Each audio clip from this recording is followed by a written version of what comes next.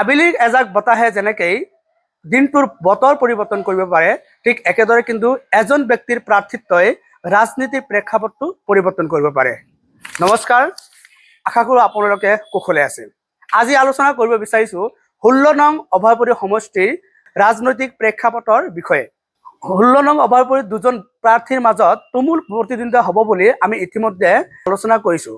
দুজন ব্যক্তি হৈছে কংগ্ৰেছৰ এজন মনোনীত প্ৰাৰ্থী প্ৰদীপ সৰকাৰ আৰু দ্বিতীয়জন হৈছে বৰ্তমানৰ বিজেপিৰ অৰ্থাৎ বিজেপিৰ ভূপেন ৰায় ডাঙৰীয়া। কেইবাটাও কাৰণৰ বাবে কিন্তু দুজন ব্যক্তিত্বৰ মাজত আৰু প্ৰতিদ্বন্দ্বিতাটো বেছি শক্তিশালী হ'ব বুলি আমি ধাৰণা কৰিছোঁ। তাৰে এক নম্বৰ কাৰণ যে ভূপেন ৰায়ে অতি কম সময়ৰ ভিতৰতে এজিপি দলটোৰ পৰা তেওঁ বিজেপি দলত আহি অৰ্থাৎ বিজেপি হিচাপে টিকট পোৱাৰ বাবেই বিজেপি দলৰ সাধাৰণ কৰ্মীৰ মাজত এটা বিক্ষোভৰ সৃষ্টি হৈছে।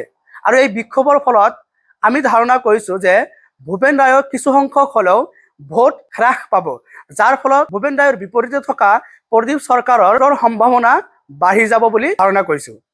2 নম্বৰ কাৰণ, ইতিমধ্যে এটা অভিযোগ ছ'চিয়েল মাধ্যমত উত্থাপন হৈছে যে ভূপেন ৰায়ৰ সময়ত অৰ্থাৎ ভূপেন ৰায়ৰ নেতৃত্বত মানিকপুৰ অঞ্চলত থকা বিভিন্ন ধৰণৰ চৰকাৰী কাৰ্যালয়, ফৰেষ্ট অফিচ ইতিমধ্যে ইয়াৰ পৰা হস্তান্তৰ হৈছে বুলি সাধাৰণ ৰাইজৰ মাজত এটা খবৰ বিয়পি পৰিছে, যাৰ ফলত ইয়াৰ আঁৰত থকা ব্যক্তিজন হিচাপে ভূপেন ৰায়ক মানুহে অভিযোগ উত্থাপন কৰি আহিছে। ফলত মানিকপুৰ অঞ্চলত ভোটৰ সংখ্যাটো হ্ৰাস পাব বুলি মানুহে ধাৰণা কৰিছে। 3 নম্বৰ কাৰণটো যদি আমি আলোচনা কৰিব বিচাৰোঁ, তেনেহ'লে বেংগলী ভোটাৰে কিন্তু এইবাৰ 16 নং অভয়পুৰীত এটা ডাঙৰ প্ৰভাৱ পেলাব। আৰু এই বেংগলী ভোটাৰসকল কাৰ পক্ষত থাকিব বুলি ধাৰণা হৈছে।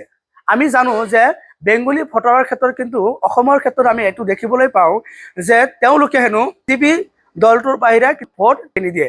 কিন্তু তেওঁলোকৰ জাতীয়তাবাদী নেতাসকলৰ মাজত এটা কথা ইতিমধ্যে প্ৰচলিত হৈছে, অসম আন্দোলনৰ সময়ত ভূপেন ৰায়ে নেতৃত্ব লৈ বেংগলীসকলৰ বিৰুদ্ধে যি আন্দোলন চলাইছিল, এই ক্ষেত্ৰত জাতীয়তাবাদী বেংগলী নেতাসকলৰ মাজত ই এটা অন্যতম কাৰণ হৈ পৰিব।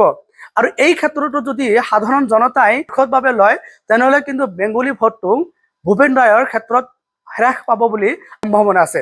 অভয়পুৰী সমষ্টিটোত মুছলিম ভোটাৰৰ কিন্তু এটা নিৰ্ণায়ক ভূমিকা ল'ব বুলি আমি ধাৰণা কৰিছোঁ। মুছলিম ভোটাৰসকলে যদিও ভূপেন ৰায়ৰ সৈতে আছে, কিন্তু বৰ্তমান চৰকাৰ পৰিৱৰ্তন এটা ইংগিত পোৱাৰ পিছত মুছলিম ভোটাৰসকলে উন্নয়নৰ হকে যদিও ভূপেন ৰায়ৰ সৈতে আছিল, কিন্তু চৰকাৰ পৰিৱৰ্তনৰ ক্ষেত্ৰত এই ভোটটো যথেষ্ট সংখ্যক কমি যাব। এনেকৈ মুছলিম ভোটাৰসকলে ভোট নিদিয়াৰ এটা প্ৰচুৰ সম্ভাৱনা আছে। এবাৰ চৰকাৰ পৰিৱৰ্তনৰ এটা ইংগিত পোৱাৰ পিছত মুছলিম ভোটাৰসকলে অলপ হ'লেও পিছ হুহুকি আহিব। এনেকৈ মুছলিম ভোটাৰসকলৰ মহিলাসকলে কিন্তু কোনোপধ্যেই ভূপেন ৰায়ক অৰ্থাৎ পদুম ফুলৰ ভোটত তেওঁলোকে বা পদুম ফুলৰ চিহ্নত তেওঁলোকে ভোট নিদিয়ে। এইবাৰ যদি আমি আটাইতকৈ বেছি সংখ্যক ভোট থকা জনসংখ্যাটোক ক'ব বিচাৰোঁ, তেনেহ'লে সেই ক্ষেত্ৰত ক'ব লাগিব ৰাজবংশীসকলক ক'ব লাগিব। আৰু ৰাজবংশীসকলৰ ভোটটোৱে প্ৰদীপ সৰকাৰ আৰু ভূপেন ৰায়ৰ মাজত এটা ডাঙৰ প্ৰভেদ আনিব।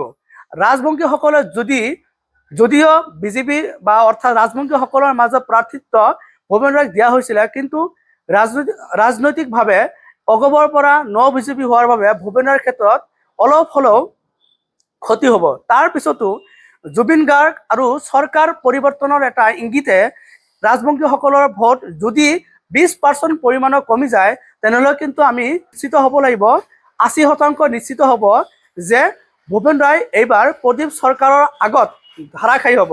আৰু প্ৰদীপ সৰকাৰ হিন্দু অৰ্থাৎ বেংগলী সম্প্ৰদায়ৰ পৰা বিলং কৰাৰ বাবেও কিন্তু প্ৰদীপ সৰকাৰৰ এটা পজিটিভ পইণ্ট থকা বুলি ইতিমধ্যে ৰাজনৈতিক মহলত চৰ্চা চলিছে।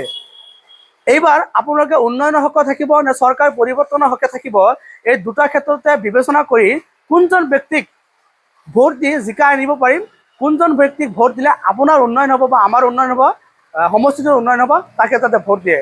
ধন্যবাদ।